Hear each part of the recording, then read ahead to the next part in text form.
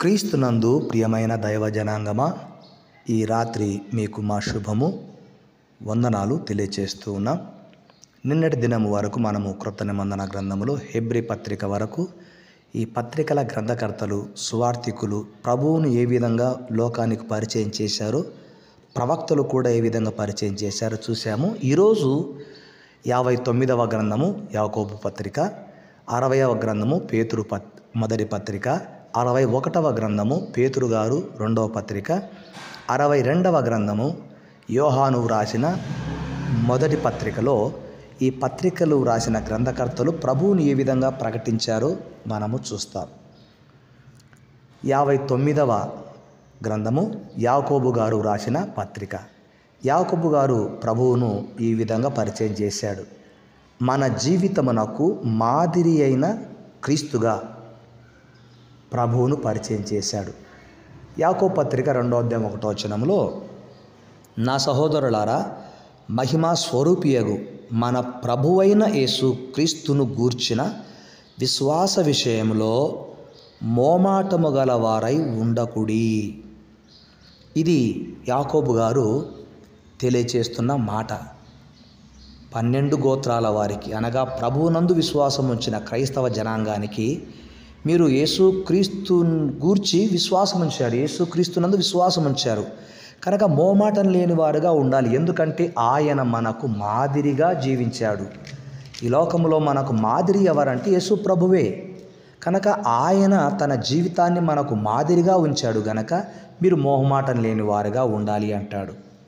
పేతురు గారు ఈ సత్యాన్ని చాలా క్లుప్తంగా రాశాడు, చాలా వివరంగా ఇచ్చాడు.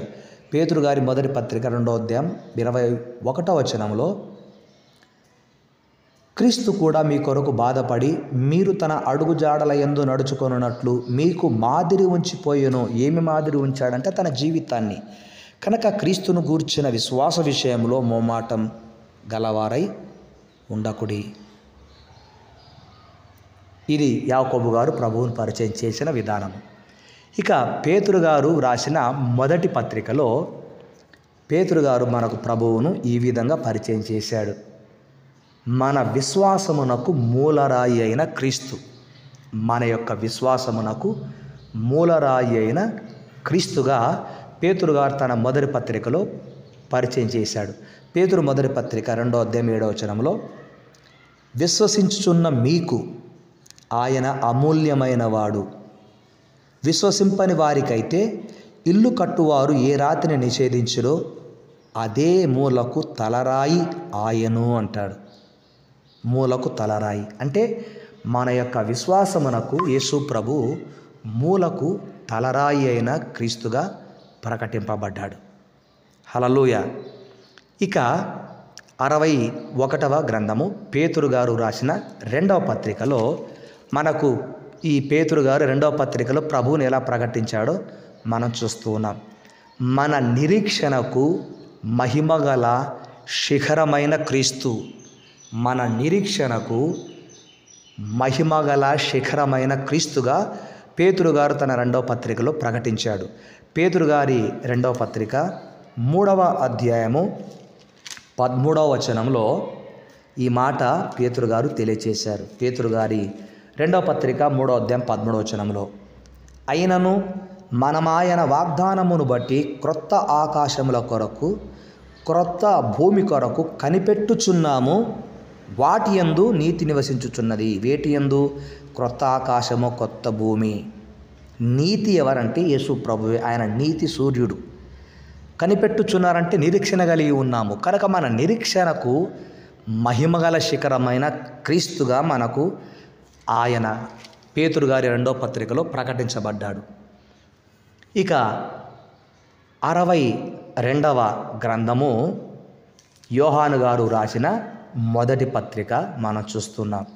యోహాను గారు రాసిన మొదటి పత్రికలో యోహాను గారు ప్రభువును ఈ విధంగా ఆయన ప్రకటించాడు, చూపించాడు.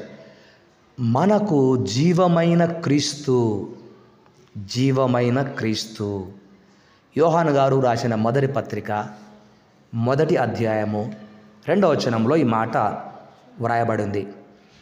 ఆ జీవమును ప్రత్యక్షమాయను, ఆ జీవం ప్రత్యక్షమాయను. తండ్రి యొద్ద ఉండి మాకు ప్రత్యక్షమైన ఆ నిత్య జీవమును మేము చూచి ఆ జీవమును గూర్చి సాక్ష్యమిచ్చుచు దానిని మీకు తెలియపరచుచున్నాము. హల్లెలూయా. ఆ జీవమే మనకు జీవమైన క్రీస్తు.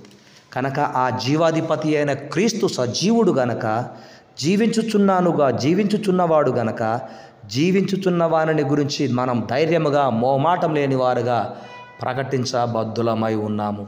ఆ క్రీస్తు జీవము మనలో సదా ప్రభు రాకడ పర్యంతము వరకు పని చేయునుగాక. Amen, amen. ఇట్టి క్రీస్తును కలిగిన మీరు ధన్యులు. ఆ ధన్యత మీకును మీ బిడ్డలకును సదా తోడై ఉండునుగాక. Amen, amen. May God bless you, may God bless you all. Yesayya కృపా కనికరము వాత్సల్యత మీపై మీ బిడ్డలపై